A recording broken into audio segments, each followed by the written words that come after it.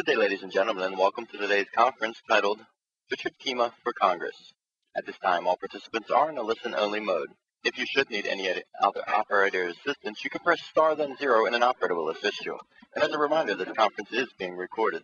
And now I'd like to turn the conference over to the Democratic congressional candidate for the 3rd Congressional District of Ohio, Richard Chema. Thank you for joining me this evening. I want to take the opportunity tonight to speak to you about some serious issues facing our country today. First, I'd like to ask you a question, and you can respond by pressing a key on your telephone. Just out of curiosity, are you a Democrat, Republican, or Independent? Please press 1 for Democrat, 2 for Republican, 3 for Independent. Again, that's 1 for Democrat, 2 for Republican, and 3 for Independent. Thank you.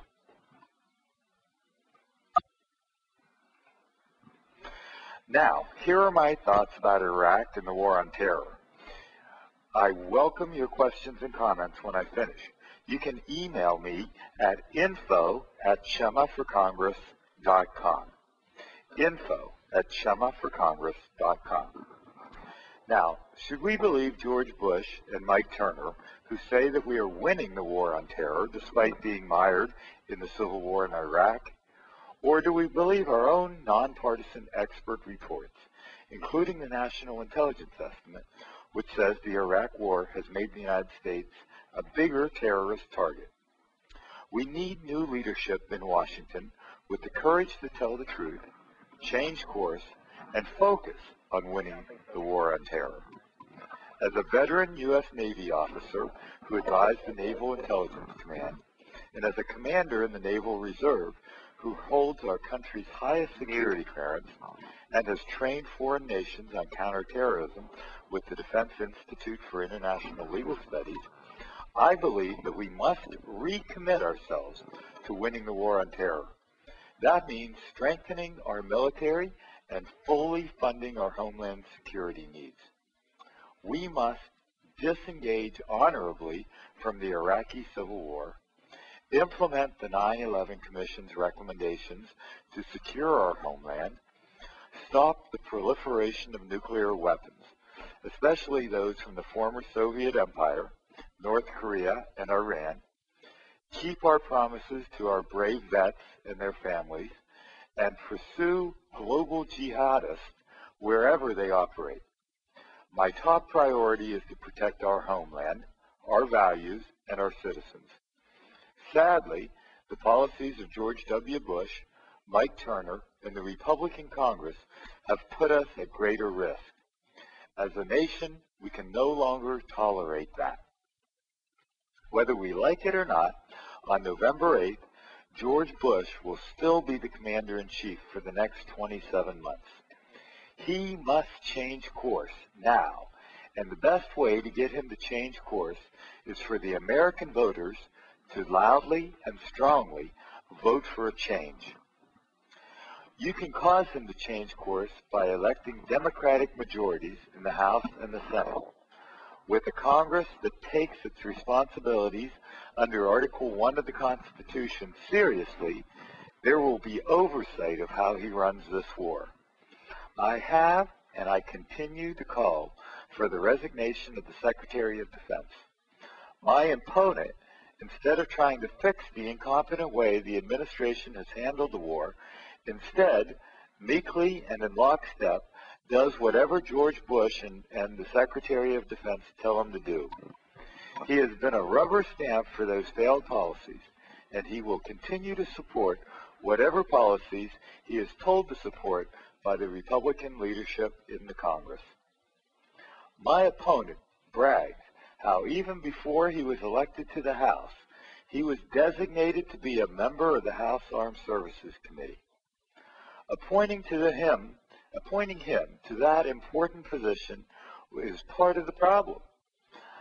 Someone, like my opponent, with no experience in national security matters, someone who has never served a day in the uniform of his country, someone without background, education, or training in national and homeland security affairs, has failed to provide the type of oversight needed of this Republican president. Mr. Turner on national security is just like Brownie for emergency relief in Hurricane Katrina.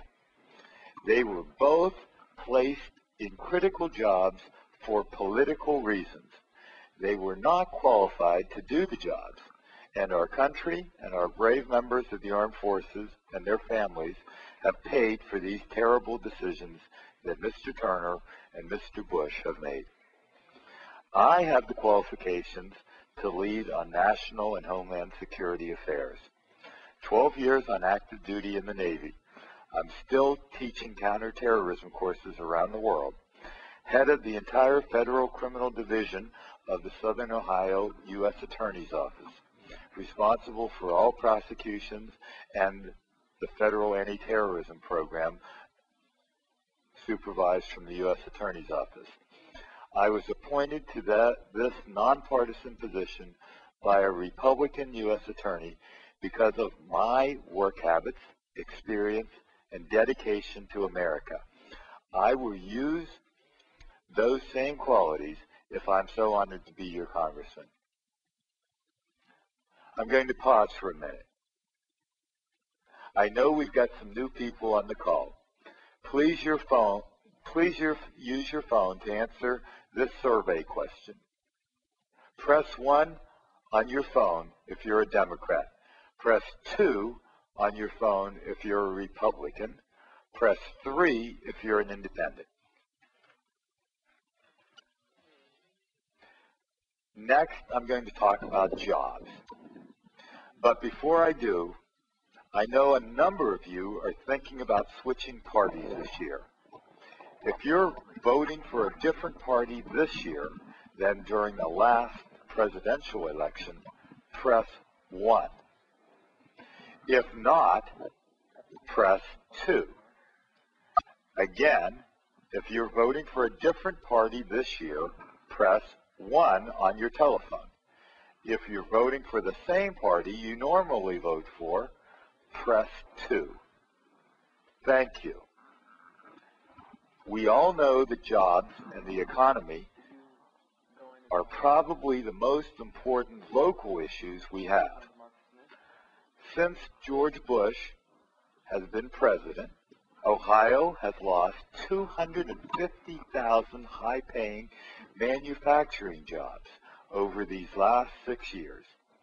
Many thousands of those jobs are right here in this 3rd Congressional District. We can't solve the job problem overnight. Ohio is in a state of transition, but we must dedicate our resources to creating the jobs of the future. I'm talking about investing in education, science, and technology so that we have those jobs.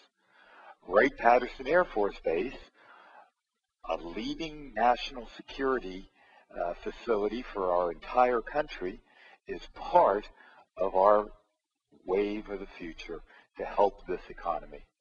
And believe me, I know the military, and I know how important Wright-Patterson Air Force Base and this high technology sector is to the future of this area. I will work to defend that in vital, important economic interest and national security interest once I'm elected as your representative. Now, we must work to create those good, high-paying jobs so that we can raise our families in fulfillment of the American dream.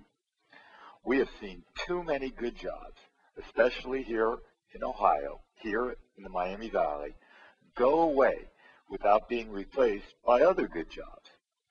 Ohio has been especially hard hit by the Bush economy. We saw him here a lot during these last 2 election cycles, but he hasn't been here for us to protect our economy. And as a matter of fairness, we must immediately increase the minimum wage. This is not only a matter of justice, it may